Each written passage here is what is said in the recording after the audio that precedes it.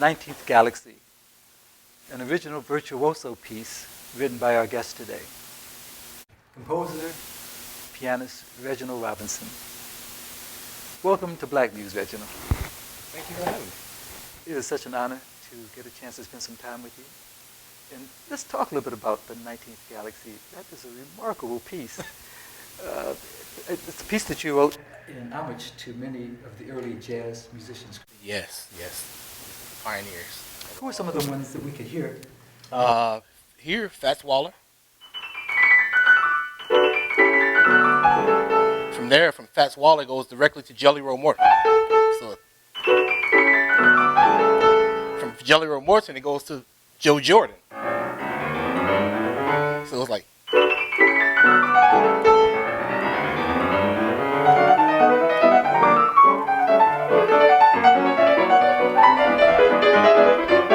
This here, that's Willie the Lion Smith. He would have do those kind of rhythms, you know. So I throw it in, but this, that kind of fingering is, you know, I heard Jelly Roll Morton describe Tony Jackson's playing in 1938. So I threw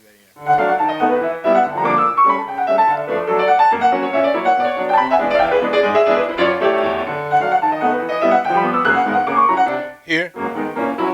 Walking 10th is Mary Lou Williams. So, then to Jelly Roll Morton. But you have to slow that down a lot, you know.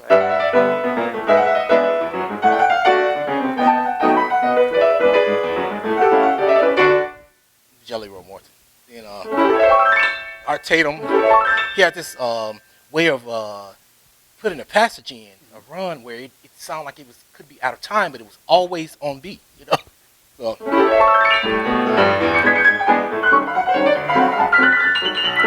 James P. Johnson, he was this. Well, there's more. I go up here, you know what I. Duke Ellington.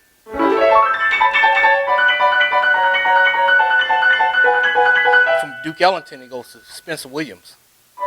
Let's see. Many people may not know Spencer Williams, but he was a great composer back in the earlier part of the last century. And one of his famous tunes was a piece called I Found a New Baby. Yeah, so I put that in there. I just put the chord change in.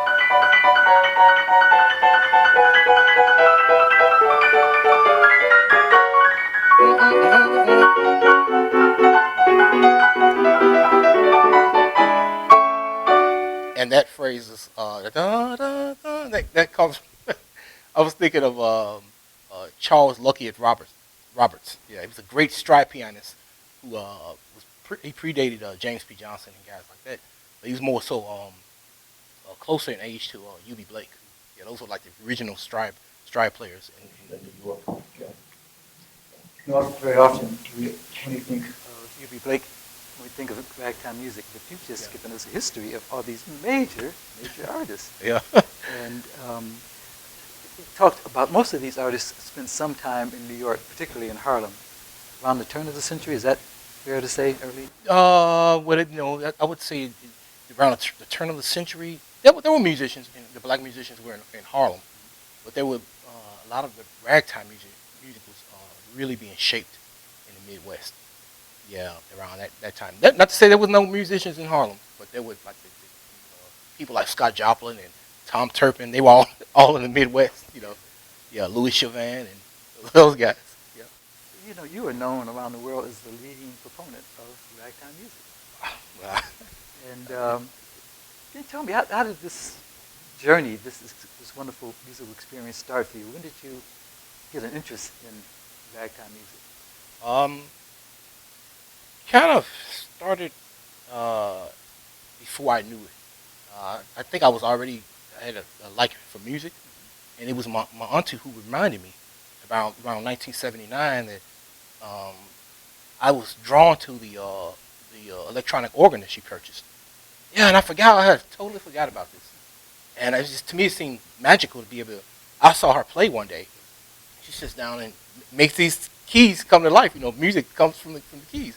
I was like, wow, to me it was fascinating. So would ask. They live right next. My auntie lived next door to us, and it was a family building. So I would always ask like if I could come over and play on the organ, and she would have a son. She say, "Okay, sure you can. You have to get the permission from your mom, though, right?" So I would get the permission from my mom, and I would come over there. But my cousin would always stand. She tells him to watch me. That was her son standing, watch me, make sure I wasn't banging on the keys or anything. So I can remember him standing back watching me. He wasn't that much older than I was. But so I totally forgot about that. That was my first, I guess, moment for music. Being drawn to music, and the ragtime that was always there. I always heard this melody.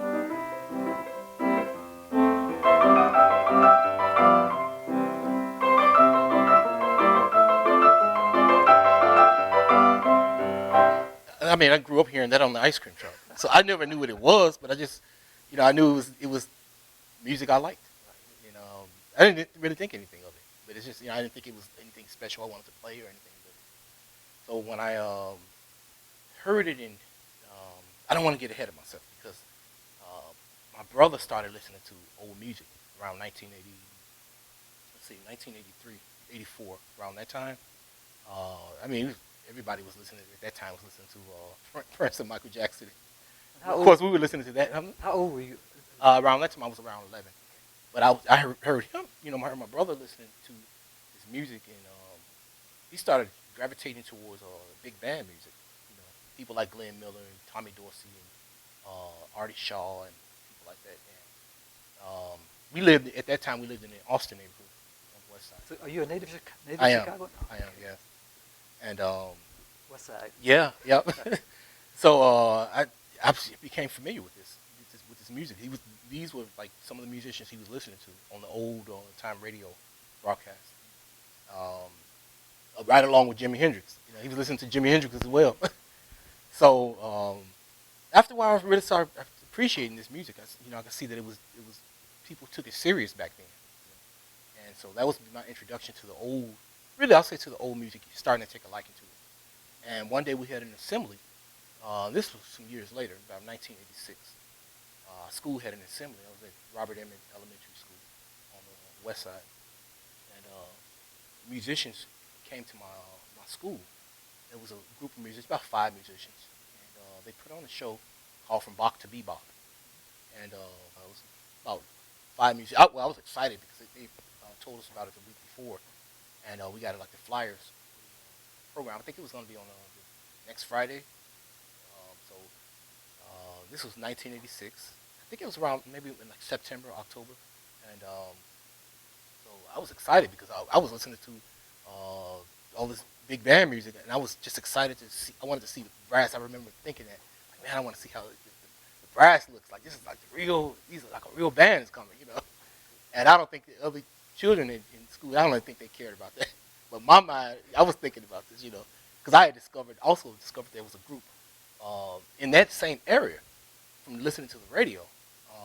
There was a group that performed back in the 1920s, and I was really getting interested in old-timey stuff, And so this was around right like a year after that Al Capone's vault thing that we were all around. So I found that fascinating. I was like, man, this is Chicago, and this is what, like trying to find out what I could. But there was a group called the Austin High Gang, and that was Gene Krupa and some other, these were the white players that was leading up to the big band in the 1930s. So that fascinated me too, because we were living in the neighborhood, and my older brothers went to Austin High School. But anyway, so these guys come there, and I believe one of them was Orber Davis. Orber Davis, and I come to find this out later. It was a bunch of musicians I worked with years later. But they put on a show called From Bach to Bebop, and about the middle of the show, I heard this same song, Right, and I was like, oh man, that's that song that I hear on the ice cream truck. But now I had a style for it. It was called Ragtime, and so I was like, wow, I knew the name Ragtime, but I didn't know where I knew it from before. Maybe it was because that movie that came out in like 1980, they advertised it on TV, But that was my introduction to it. to ragtime, that this particular song is a style called ragtime, and I immediately uh, drew to it. I was like, that's what I want to play after that assembly, because I already knew my brother was playing, trying to play like big band, pop. He was playing all kinds of stuff, trying to do rock and roll type stuff. Anything, he was just really inspired. And I was thinking like, I don't have a piano or anything at home, but that's what I want. I think I want to get into music, and I think I want to play ragtime. And so when on my way home, I remember walking up Washington Street. Robert Emmet is like Washington, Central, Pine, and what's the other street? Madison. Sits on between those streets, right? So I would come home, walk up Washington, and we were like right there between Menard and Mayfield. So that was a long walk. And I had time to think. I was like, man. Well, I think it was Friday too. And so I was like, what was that kind of, I almost forgot what the title of the style, the style was, what it was called. And I almost panicked. I know this may not be interesting, but I'm just saying it anyway, just for the record. I almost panicked because I was like, I don't know what the name of that style. What's the name of the style? Something told me like write it down so you don't have to think about it. So I remember stopping on the way and wrote down the word ragtime, and get home and thinking I'm gonna look in my family's encyclopedias, and there was nothing there, because these like ragtime was not something that was like we're the oldest set of encyclopedias. Still, it wasn't there. It was not there. Yep. So I waited until Monday to get back to school, because we in our classroom we had at the back of the class we had a collection of encyclopedias, more up to date encyclopedias.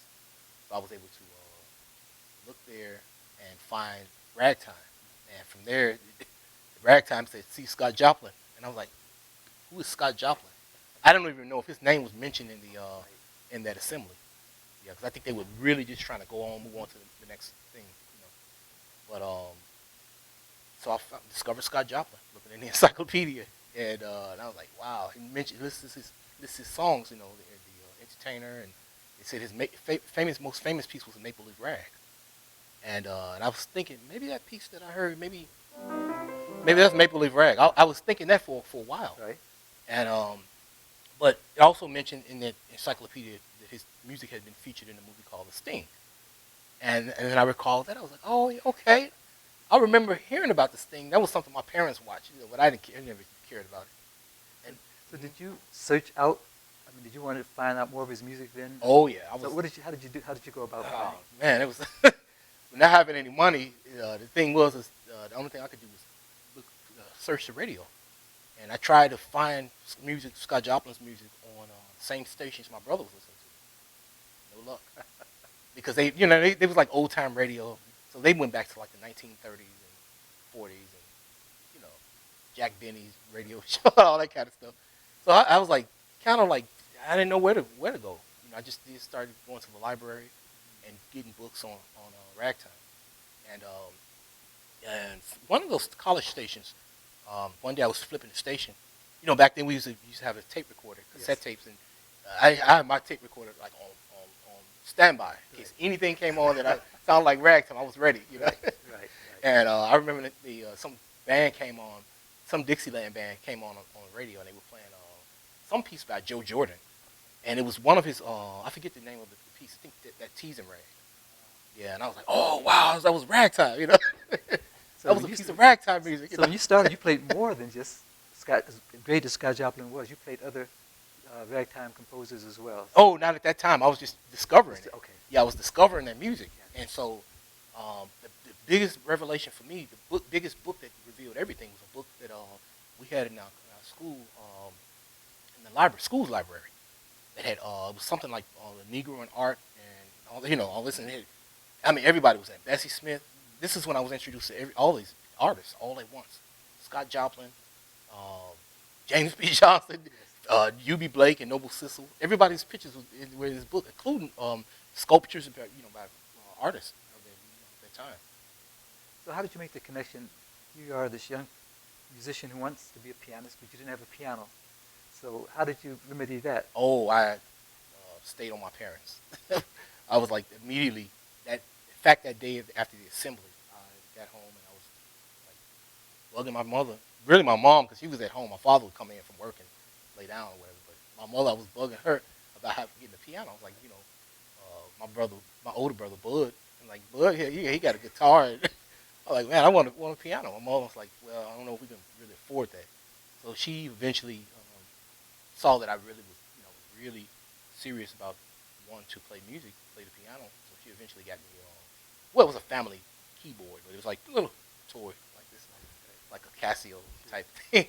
And I started trying to teach myself how to play. It couldn't. Another thing was trying to get music lessons. I really wanted music lessons. I had an associate in school, and his parents paid for music lessons, but he didn't practice like that. I was like, man, this guy, his parents are paying for music lessons, and he's not really taking it serious. And I remember going to see the music teacher one day. We went to see this music teacher, and wow, he was like, "You wrote that?" I remember sitting at his piano, and he was like, "You wrote that?" I was like, "Yeah," and he had this weird look on his face, kind of like, "Are you some kind of reincarnation or something?" Right? By any chance, do you remember what you might have played for that teacher? Maple Leaf Rag. Well, you did. Yeah, I played Maple Leaf Rag. Wow. Yeah, And this is without reading music. I mean, you taught yourself by listening. At that time I was playing about ear. Could you play a little bit of that? Sure.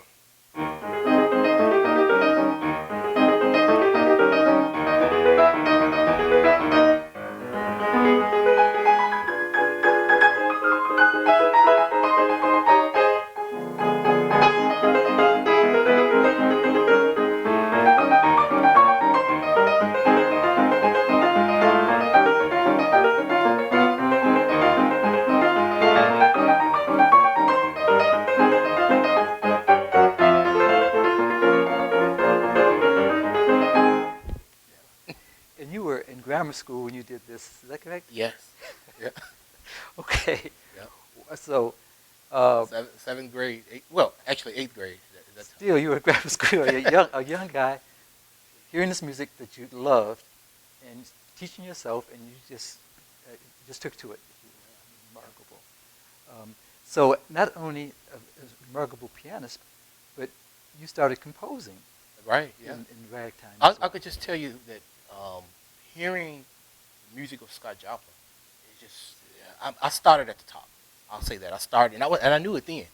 I said, if this man is the king, I see why he's the king. After I saw, finally able to watch Sting, the movie, and I heard this, and I was like, I was able to connect the tune with the name. I was like, oh, the entertainer, and I was able to listen to his different songs. I began to realize, wow, there's so much you can express yourself within this style. There's so much. Joplin's ragtime was very expressive. I think it's more expressive than any of the other writers. And I'm glad I started at the top. Some of the other writers, they just wrote it. It's just their music just sounds happy. Mm-hmm. He had that in his music, happiness, and it was sad, right? At the same time. And I developed that like with let's see if I can play this. I'll try to play it. To give you an example, this is one of my pieces.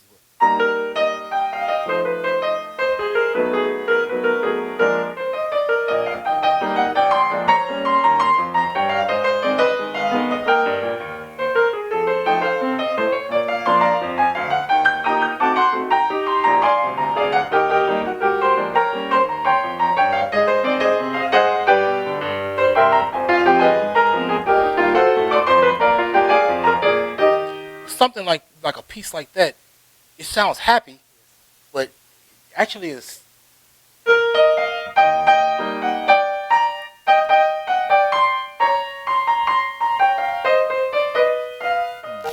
actually sad, So that's what caught me about ragtime, the split dimension of emotions, and I don't know how to really say it, but there was more emotion going on all at once. It seemed happy, but underneath it was like a hidden sadness, really. What was the name of that piece that you wrote? That right there I wrote for a good friend of mine who's an activist in Sedalia, Missouri. Her name was Rose Nolan. I call it the Rose of Black Sedalia. Thank you. And just a little bit more about Scott. He also, as you said, was this remarkable composer. But he wrote an opera that was it ever performed? I mean, not in his life. Well, he performed it once. Sort of was I guess it was. I don't want to say it the wrong way, or maybe it was an audition. but his Treemonisha. Yes. He actually wrote an opera before that, before Treemonisha. He wrote a one called A Guest of Honor. Yeah, and that was around in 1903. And Treemonisha came out around 1911. He was completed around 1911. But yeah, he performed it once at the Lafayette Theater in Harlem, and it didn't make an impact on the people who were going to back it. So it never got anywhere. Yeah. Interesting. You told me that he even felt that his music wouldn't be accepted, I guess. Yeah, he saw that. He saw what he was. He went to New York and search of better opportunities. He left Chicago and went straight to New York, and it was tough there. I mean, it was so many other musicians writing. He was writing it just like this. I mean, he was the real king of ragtime, and whatever else he wrote. I say he was a king of whatever he wrote, because he wrote marches as well, and those were like, I mean, wow, his Antoinette is unbelievable. Yeah, but he really didn't have that much success in New York, and it was times were changing, and he had to put on his music, do not play this fast, because I guess he ran into people like James P. Johnson and Willie Lyon Smith. They were taking his tunes and really playing, they was going into stride. Right. And he had to put a note on his music, like, do not play this piece fast. Right. Right. So, but he also, would tell his friends that he thought that his music would not be appreciated until like 25 years after he had died. That actually happened. Yeah. Years later. Yeah. A musical genius. Speaking of genius, you won the very prestigious Macarthur Genius Award. Was that 2004? Yes. Talk a little bit about that. Well, it was a real honor and a surprise. I had no idea. I've heard of the, I had heard about the Macarthur Foundation. If you're looking at a PBS program, you hear occasionally that they are funded by the Macarthur Foundation, along with other companies or groups, or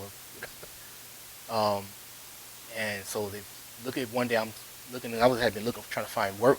That's another thing here, like playing the kind of music I play. It's like there's not a lot of support, even to this day. It's not a lot of support for the kind of music that I play, and so I was down to the point of trying to find just a job to live, 9 to 5, and one day I was laying back. I said, well, I put in applications, we need to walk around, and at that time they were still accepting paper applications. So I was doing these paper applications the week before, and I guess I remember the date, because I know the date that they called, so I know about when it was.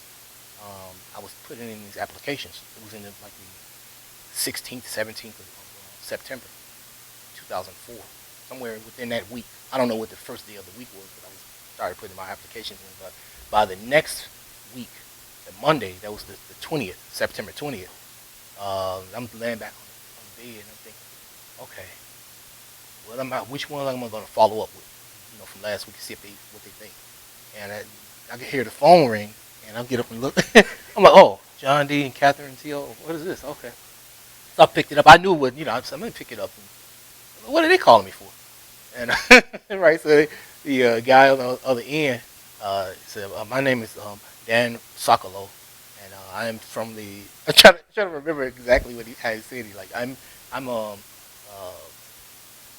I think he said the president of the Fellows Program for the Macarthur Foundation. He's like, you've been selected as one of our Macarthur Fellows, and he said, so and I could hear some people kind of like whispering in the background, and he's like, and what that comes with, if you be selected as a fellow, it means you get this award of $500,000. And I was like, he said, and I assure you, this is not a hoax. This is what he tells me. This is not a hoax. You can call me back. The number here is that we're all secretly, privately enjoying this moment here in the office, and it will be released in the news in 8 days. But before then we need people. We're going to have some people to photograph you, and for the press has to have this information before the news media gets it, like the television media. So I was like, wow. And I didn't jump up and down, and I'm like, like you see some people when they win the lottery. I was just kind of going like, wow, Okay. So I got out the phone. He said, we're going to send you a letter, an official letter to, you'll know this is real. And listen. He said, you can call me back. He kept saying that. You can call me back. It's not a hoax. So, And the money could be used any way you want it. Yeah. I mean, it was Yep. your discretion. Yeah. You do have to pay taxes on it though. Okay. Well, I will say that you have to pay taxes on it, but it's. I think now what they did is they increased it. So back when I got it, it was like 500,000. Now I think it's 625,000. So that extra little bit, I think that people can take that and use it for taxes or whatever. did that allow you to really get, have the freedom to work on your music? It did. It allowed me. Man, I'm telling you, getting in Macarthur was like. At that time, I was in an artist loft. I had moved into an artist loft on Madison and Holman, and so the artists in the building, everybody was like, "Oh," the artists that came down, there was like a crowd of people at my door. Everybody knocking like, "Hey, we want to just tell you, congratulations," But that was a great thing, great moment, and but with that comes. I don't want to go down and take up too much time. I just want to say with that it's two ways. It's two things happen. You also have opportunities, but then your enemies start coming out the woodworks.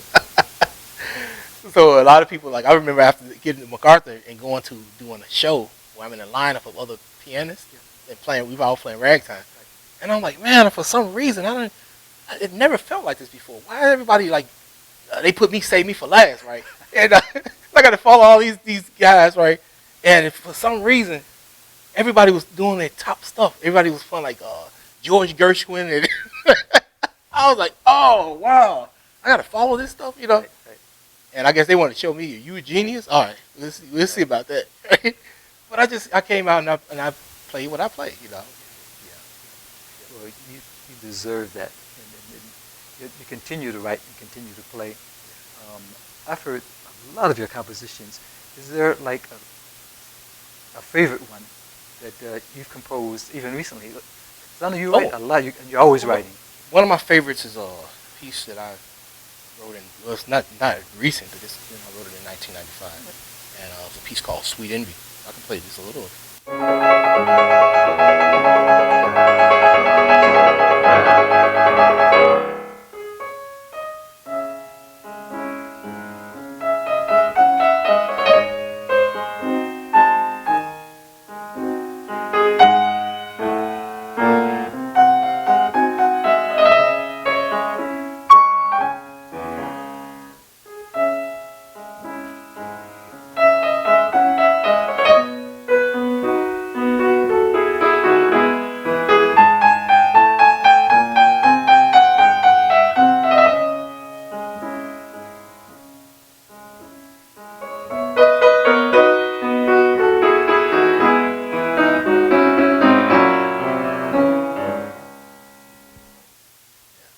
Are there some projects that you're working on now? You can tell us a little bit. Oh yeah, I'm one of those projects. I'm working on actually two CDs. One is a re-release of a CD that came out 20 years ago, "Man Out of Time," and I think that was my first.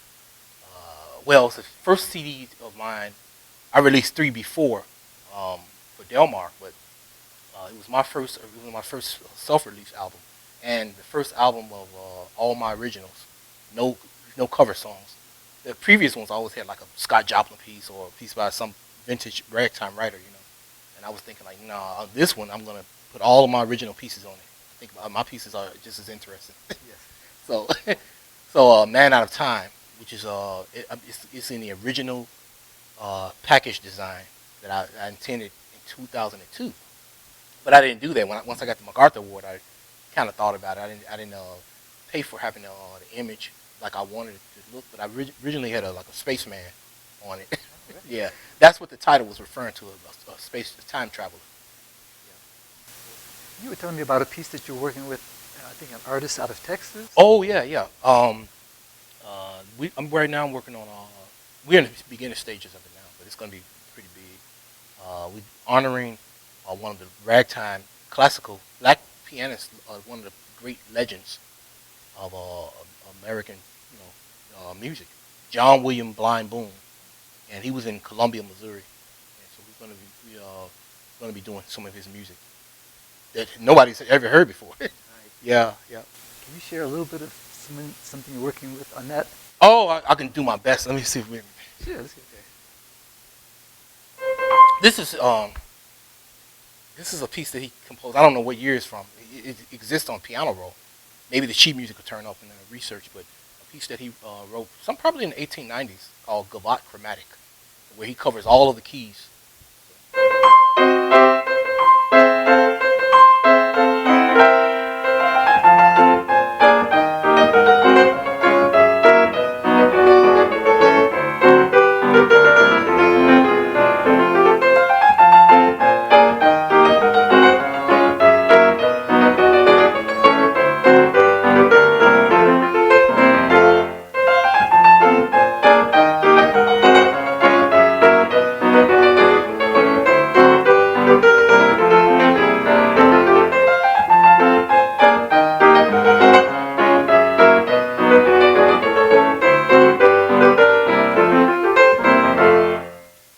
First theme of Gavotte Chromatic. The appropriate title would be the harmonic progressions. That's so advanced. I mean, this was written in the late 1800s. Yeah.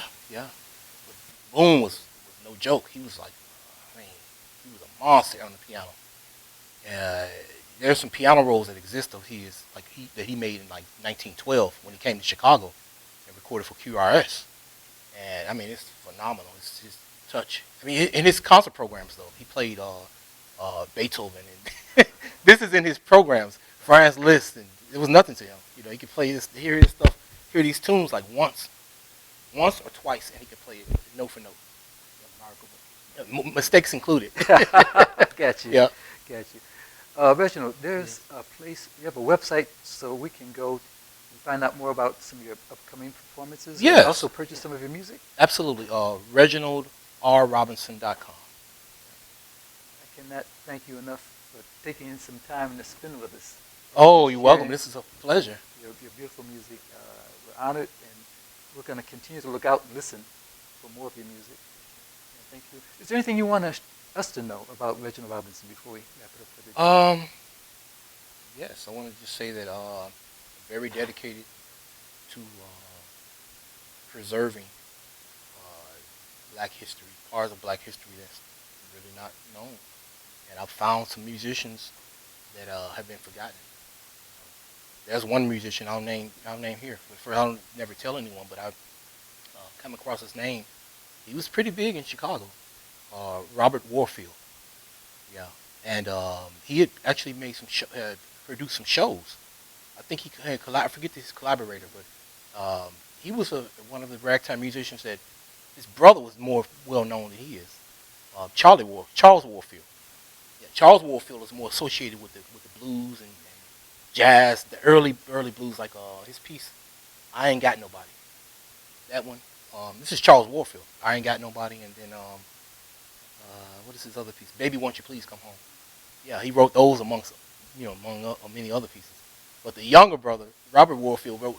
I think he may have written even more pieces. Yeah. Well, on behalf of Black Muse, again, thank you. And can you play one of your original pieces as we wrap it up? Let's see.